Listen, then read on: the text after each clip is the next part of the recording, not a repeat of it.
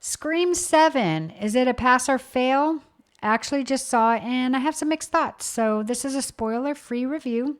So, let's talk about whether it's actually worth it.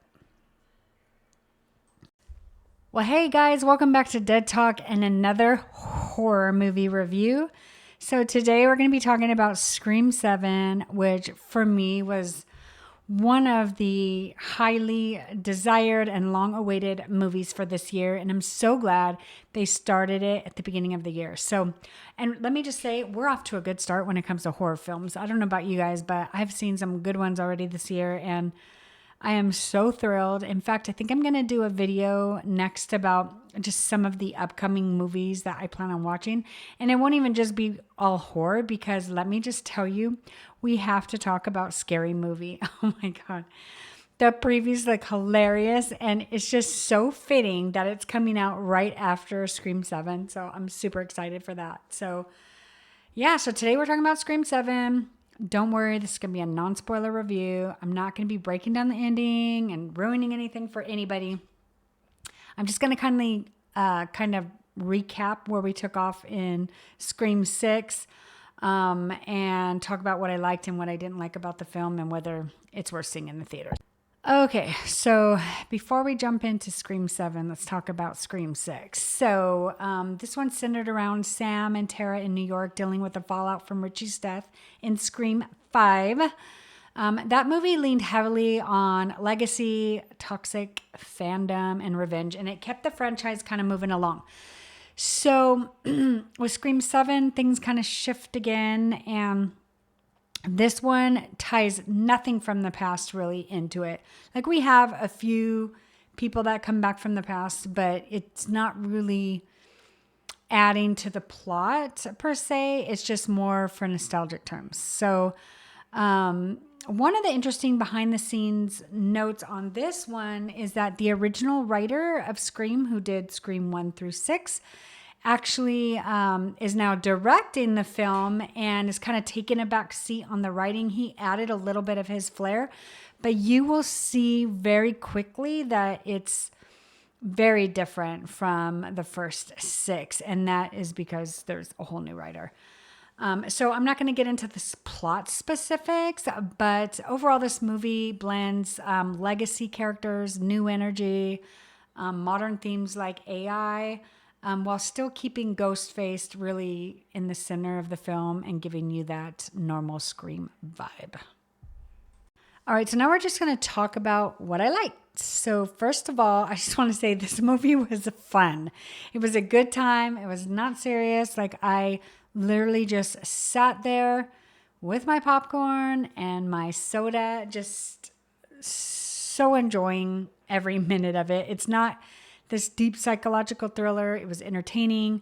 And because all the Scream films really came out in the 90s, which was, you know, the prime time of my life, like my 20s, it was very nostalgic for me, especially too because the original characters are all my age. And so seeing them come back was super cool. And I thought it was fun.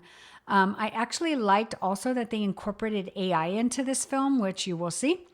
It made it feel more modern without completely abandoning what makes Scream scream, right? So overall, I was entertained the whole time. So now let's talk about what I didn't like because there was actually quite a few things. But again, I'm gonna try not to be too picky because it's a teen slasher. Like, I mean, it's not, like I said earlier, gonna be like the best film of the year. So as much as it was fun, it was kind of cheesy. And there were just times where I was just cringing. Like, I'm just like, ooh. I don't know. It was just kind of a little over the top. Also, the opening act, as exciting as it was, it really didn't add to the overall storyline, which I thought was strange. Like I thought somehow, because it just really started off with a bang and I was like sucked in and I thought it was going to kind of circle back and kind of explain that beginning, but it just really didn't go anywhere, which I thought that was interesting. And my biggest issue though was the killer reveal. Like without spoiling anything, I just didn't feel like it tied the franchise together. You know, it felt random. It didn't really connect back to the legacy in a way that made me go, oh, wow, that makes sense. No, it was like, I had to literally, I'm not even kidding you guys, come home and dive into the first 6 films and go, did the killer have anything to do with the first 6? Because this just doesn't seem, there has to be something that I just don't remember. Because when you get to film 7, like you've seen so much that you don't even know like what happened in the first few films. Like I remember the opening act in the first one because you can't forget that one. Drew Barrymore was priceless, but I couldn't remember much else, to be honest with you. And that's what this film's going to be. Like, if they decide to make any more, like, this is not going to be very memorable. So, because of all those things, parts of the script felt a little bit all over the place. The flow wasn't super smooth. It felt like they were juggling a lot of ideas, but not really committing to any one direction. And I thought that sucked, to be honest with you. So, is it worth seeing in the theaters? I would say if you like seeing scary movies in theaters, which I do, I love to go to the movies by myself. I love to go, honestly, I go for the popcorn and soda. It's just a vibe. Like, I just love it so much. So I went to a matinee, which I was so glad because it was $12, right? And then you buy your popcorn and your soda. I probably wouldn't have wanted to spend $20 on that movie, which is the evening price these days.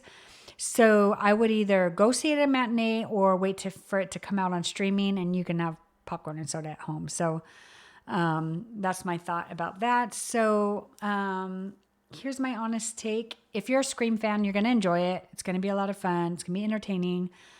Just don't spend premium pricing on it. Pretty much that's it. So overall, I enjoyed it. Was it perfect? Nope.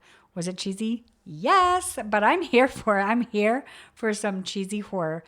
So that being said, I think we're done. I really do feel there doesn't need to be any more Screams after this. Like if they seriously make another Scream, which I think they have plans to do, I probably won't see it. Like honestly, I wasn't even planning on going to watch this one. But then I'm like, you know what the heck? I'll review it. I'll just go have a good time. I was off on Friday. I had a flow today. I had nothing else to do. So I'm like, let's do it. But I did feel like this was a fun reunion. It was nostalgic and we can leave it right there. So that's it, guys. Thank you so much for coming. I hope you enjoyed it. If you did, give it a thumbs up and subscribe, and I will see you in the next one. Bye.